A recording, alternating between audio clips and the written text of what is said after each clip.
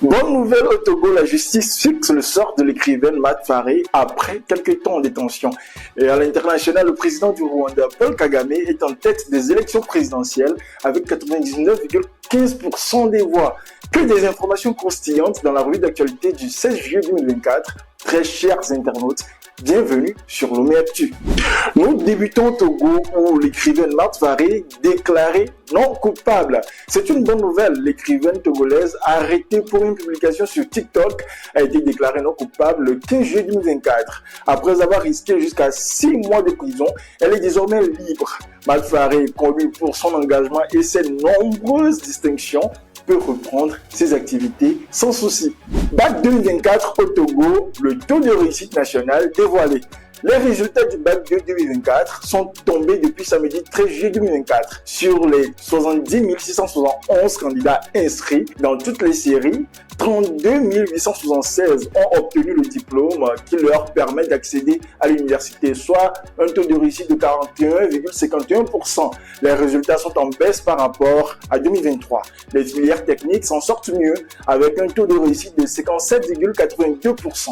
Constitution de la 5e République au Togo, les étapes de la transition. 2 mois après l'adoption de la nouvelle constitution, le Togo continue sa transition.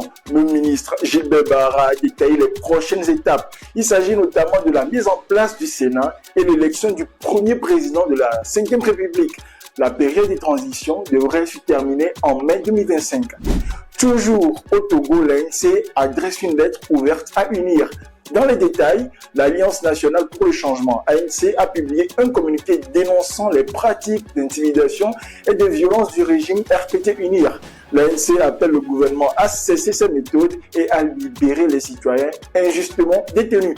Jetez un coup d'œil aux informations internationales en passant. N'oubliez pas de vous abonner si vous êtes ici pour la première fois. On y va.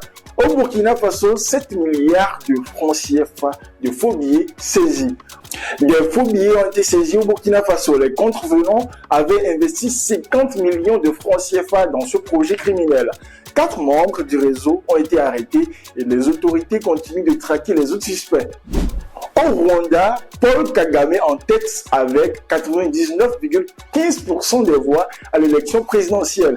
Les résultats partiels des élections présidentielles au Rwanda placent M. Kagame en tête avec 99,15% des voix, comme je l'ai dit plus haut.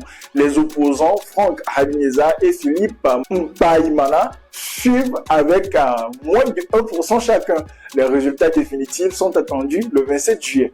Et pour finir cette revue, on s'en va au Kenya où un tueur en série psychopathe est suspecté du meurtre de 42 femmes.